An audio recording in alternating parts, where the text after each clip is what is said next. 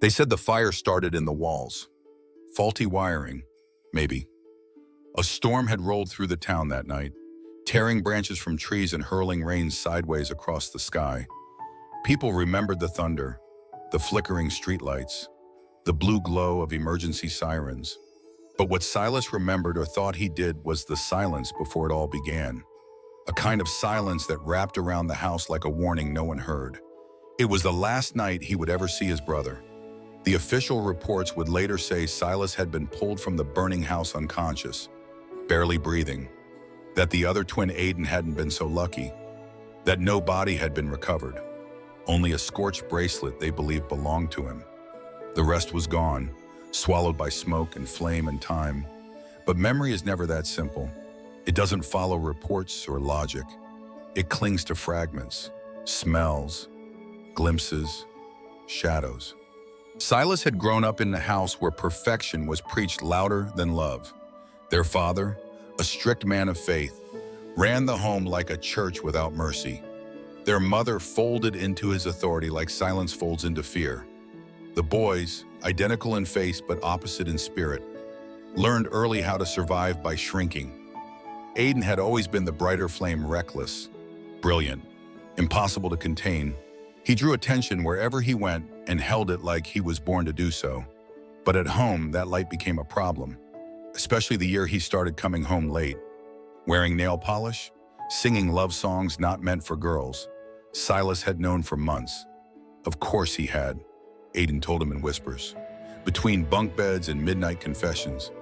Told him how he kissed someone at choir camp, how he wanted to escape, how he hated the way their father looked at him, like something broken, needing correction.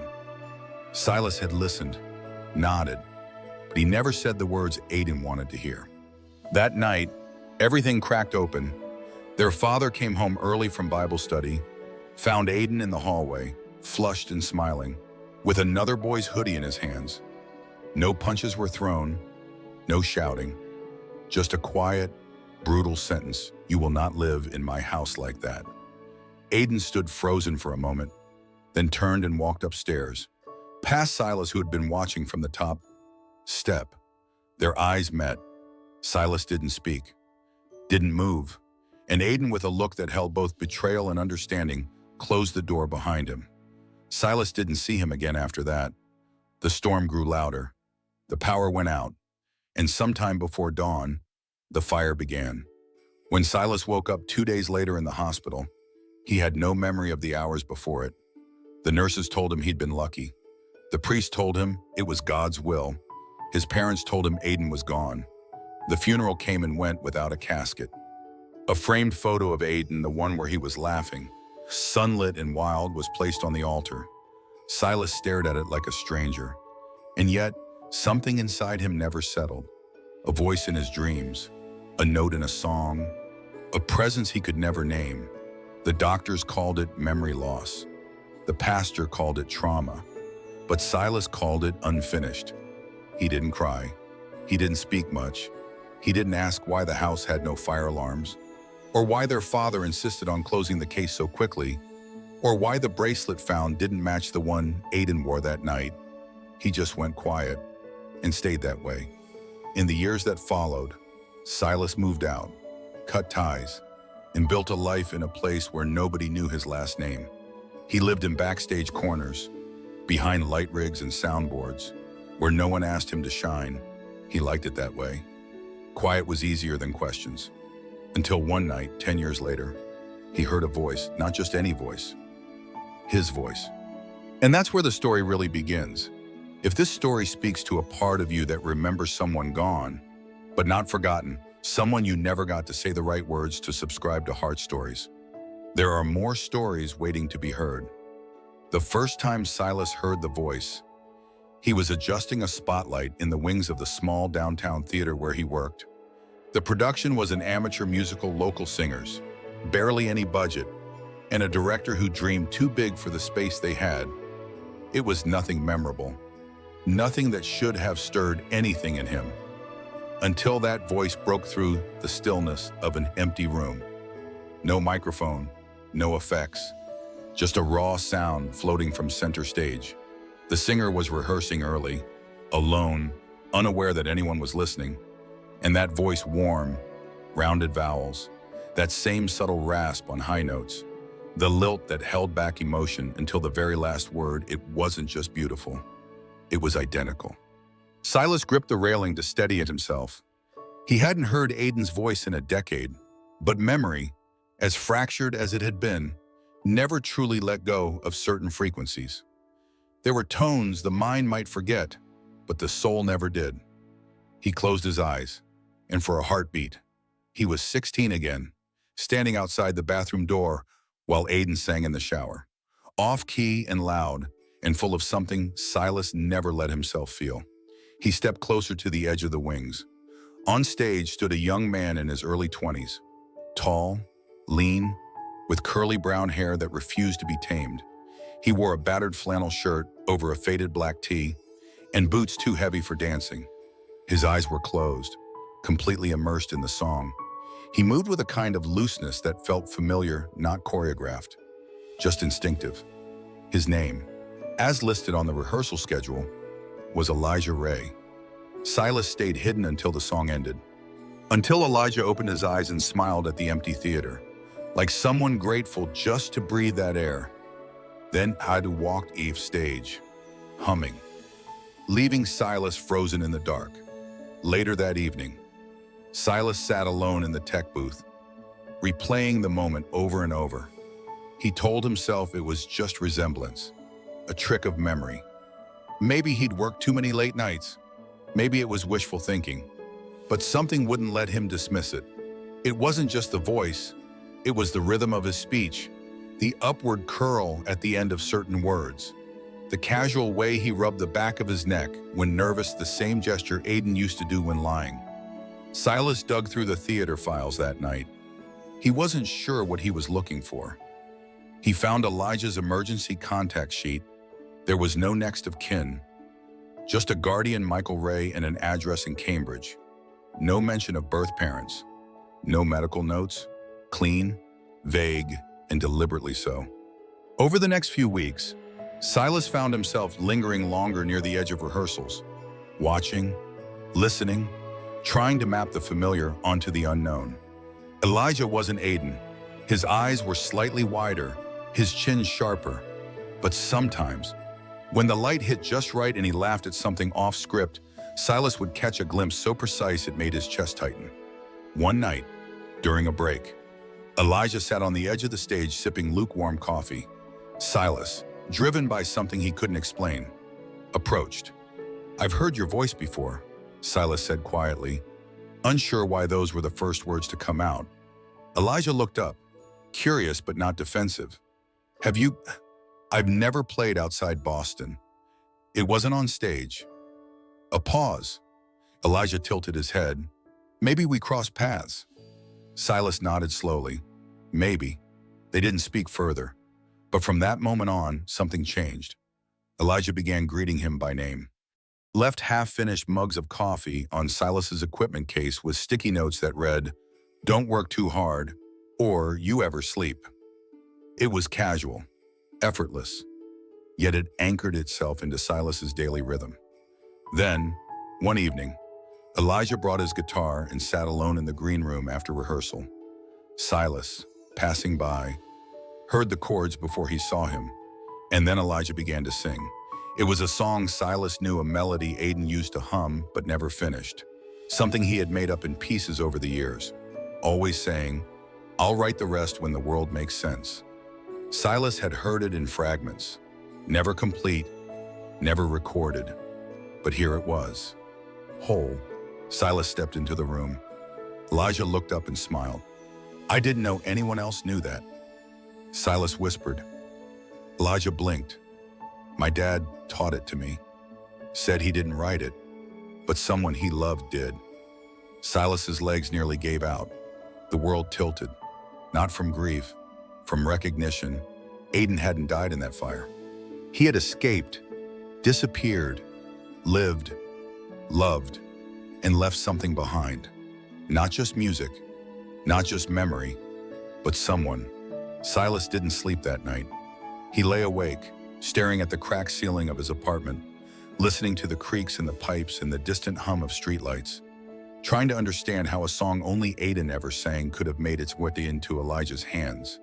There was no room left for coincidence. That melody, half forgotten and unfinished, had lived only between the two of them. It wasn't written down, never recorded.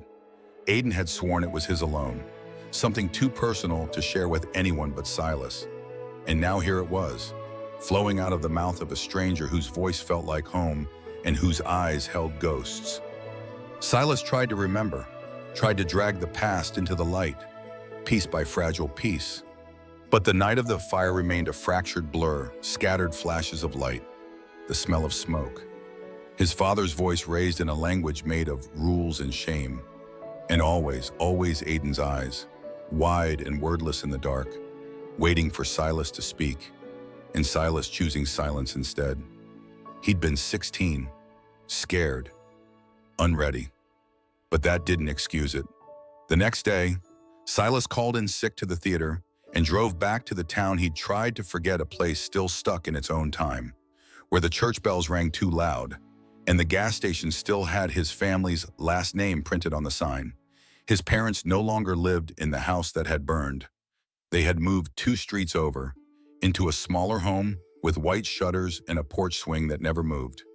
It looked like any other house, which made it harder to breathe. He didn't call ahead, just knocked. His mother answered. Older now, face thin, lips drawn in a tight smile that didn't reach her eyes. She didn't ask why he was there, didn't embrace him, only stepped aside and said, "You'd better talk to your father." Inside, the house was clean, cold, full of glass-framed scripture and empty photo frames. Not a single trace of Aiden remained. No school photos, no graduation portraits, not even the faded drawings that used to hang on the fridge. It was like he'd been erased. His father sat in the living room, watching the news on mute. He turned slowly when Silas walked in. "I need to ask you something." Silas said. The old man said nothing, just nodded once, like he'd been waiting for this visit for years. Was Aiden ever found a pause? Then, we buried what was left, but there was no DNA test. I looked. The coroner's report was inconclusive. His father's eyes didn't move. There was enough to know. "No," Silas said softly. "There wasn't. You just wanted it to be him, because then you didn't have to answer for what happened before the fire." The silence thickened. His mother stood in the hallway, arms crossed tightly over her chest. Silas stepped forward. "What did you say to him that night? He sinned," his father said, voice low but steady. "He brought shame into our home. He was your son. He chose his path." Silas stared at him. "No, you chose for him." His father stood, not with anger, but with the kind of rigidity only conviction can give a man. "I prayed for both of you. And when the flames came, I knew it was judgment." It was the first time Silas realized his father never grieved. He believed the fire had been an answer, an ending. Silas left without another word, but the truth was clearer than ever. Aiden had not died that night. He had fled, and Silas, in his silence, had let him go. Back in Boston, Silas sat with Elijah in a quiet diner after rehearsal. The younger man sipped his tea slowly, watching him with curiosity. "Did you know your father?" Silas asked. Elijah shook his head. "Not really. He left me with Michael when I was a baby, said he couldn't keep me safe, that he wasn't stable enough to raise a child. He came around sometimes, though, sent postcards, music, never his full name, just a—" Silas's throat tightened. "Do you still have them?" Elijah pulled out his phone and showed him a photo, a folded letter, frayed at the edges, written in sharp, hurried pen. The signature was unmistakable. "Sing louder than their silence." There, beneath the fading ink, was a small symbol Aiden used to doodle in his notebooks, a treble clef wrapped in flames. It was him. The next few days blurred into a haze. Silas returned to the theater, but his mind was elsewhere. He followed every breadcrumb he could find, scouring old emails, reaching out to LGBTQ+ shelters in Vermont, art centers in upstate New York, anywhere a young gay man might have disappeared to a decade ago. Eventually, a name surfaced. Aiden Marsh, not Whitmore, had enrolled briefly at a queer artist collective in Montpelier in the years after the fire. He taught songwriting. He lived under the radar. And then, just like that, the trail ended. Silas tracked down a woman who had once worked at the center. When he showed her a photo of Aiden, her face softened. "I remember him," she said. "He had this ache in his eyes, like he was always halfway somewhere else. He used to say he was writing songs for a boy he owed the world to." Silas whispered, "Did he ever come back?" The woman shook her head. "He died in a car accident about 3 years ago, but he left a box behind for someone named Silas." She handed him a small wooden box. Inside was a worn cassette tape, a torn photograph of 2 boys on a trampoline, and a folded note. Silas opened it with trembling hands. "You didn't say anything that night, but I know now it wasn't hate, it was fear, and I forgive you. If this ever reaches you, tell my son who I really was. Tell him I sang because I wanted him to be free to speak. Tell him you knew me better than anyone." Silas held the note to his chest and closed his eyes. He hadn't saved Aiden, but maybe, just maybe, he could still honor him. Silas waited a long time before giving Elijah the box. It wasn't hesitation, it was reverence. There are some moments in life so heavy, they feel too sacred to rush. And this one, handing over the last trace of a man who once burned so brightly, who had vanished into smoke and silence, felt like something that needed stillness. They met in the backstage green room after a Friday night show. The theater had emptied out. The echo of applause still lingered faintly in the air. Elijah was peeling off his costume, laughing about a missed cue, when Silas entered with the wooden box in his hands. He didn't speak, just offered it. Elijah stared at it, confused, then slowly set his things down. His fingers hesitated at the lid when he opened it and saw the photograph, the cassette, the folded note. He didn't ask questions. Something in his chest already knew. Silas didn't expect him to cry. Elijah was the kind of person who wore his emotions in music, not in tears, but when he reached for the tape, old, labeled in faded ink with nothing but unfinished, his hands trembled. "This is him," Elijah whispered. Silas nodded. His real name was Aiden Whitmore. He was my twin. The silence that followed didn't need to be filled. It just needed to exist. Later that night, in Silas's apartment, they found an old cassette player buried in the storage bin. Elijah curled up on the floor beside it, knees drawn to his chest, while Silas sat on the couch, eyes fixed on the wall. They pressed play. The recording crackled, warped by time, and then Aiden's voice, shaky at first, soft and unpolished, filled the room. He was humming the same melody Elijah had sung weeks before, but here it was raw, incomplete, as if Aiden were still reaching for the words. In the background, wind chimes clinked gently, the sounds of birds, the quiet sigh of someone alone. Then Aiden began to speak. "I don't know who will hear this.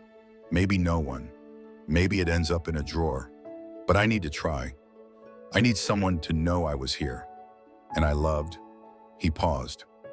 "I loved a boy in high school who said nothing when I needed him most. And I still loved him after the fire. Even after I ran, even when I changed my name, my voice, my life.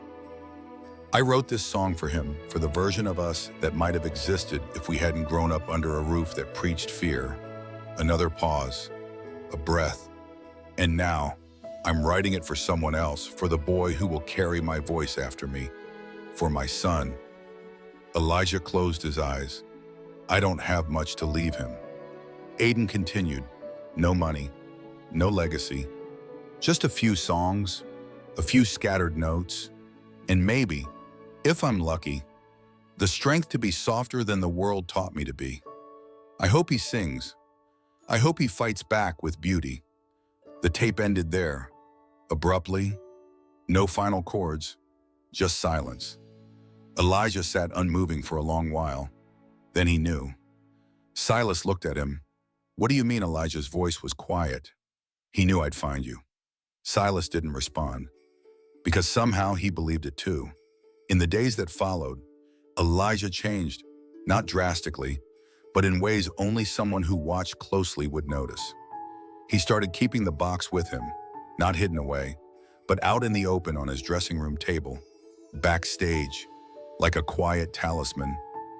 He asked Silas about Aiden, not the legend, but the boy, the teenager who used to steal cereal boxes for jokes or write poetry on the back of napkins. And Silas told him everything. About the time Aiden dyed his hair blue for a dare and got suspended. About the boy he used to sneak out to meet. About the melody he hummed when he couldn't sleep. About how, beneath the fire and rebellion, he had been soft, unapologetically soft. It was Elijah who suggested the concert, not a grand production, just a small acoustic show. One night, one stage, one tribute. They booked a community center near the waterfront, intimate. No stage lights, no pretense, just folding chairs and a room full of breath.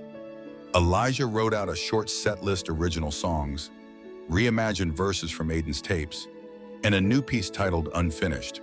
The last one would be a duet. "Are you sure?" Silas asked. "I don't sing. You don't have to." Elijah said, "You just have to stand beside me. The rest will come." The night of the show, the room filled with strangers. Word had spread, friends of Elijah, former students of Aiden's who had known him under a different name. People who had heard rumors of the boy who sang through pain, who wrote love songs for those who couldn't speak their own. Silas stood backstage, heart racing. When Elijah stepped up to the mic and introduced the final song, his voice didn't shake. "This is for someone who taught me that silence can be loud, that music can carry memory, and that even if you never get the apology you deserve, you can still choose to forgive."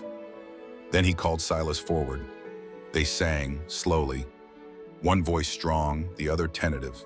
And in the room, bud, something opened, not applause, not admiration, but understanding.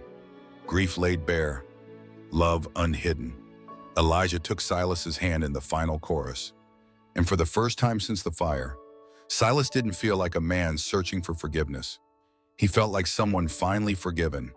After the concert, people came up to them, not with praise, but with stories. A woman who said her brother died before she ever got to say she was proud of him. A man who'd never told his father he was gay, and now carried that silence like a second spine.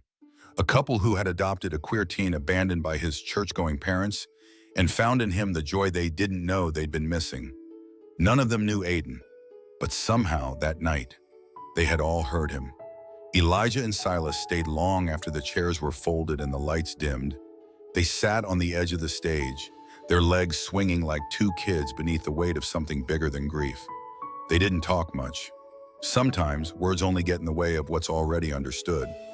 Silas thought of everything that could have been, of the birthdays missed, of the forgiveness that had come too late, of the Mart who had once stood in the hallway with hope in his eyes and silence in return. But he also thought of Elijah, of the way his voice filled the air like something planted long ago had finally grown. One life lost, another voice found. Later that month, Silas mailed a letter to his parents. It wasn't angry. It didn't demand anything. It simply said, his name was Aiden. He was never a sin. He lived, he sang, he loved, and you missed the chance to know the best parts of him. I won't make that mistake again. There was no reply, but that was all right.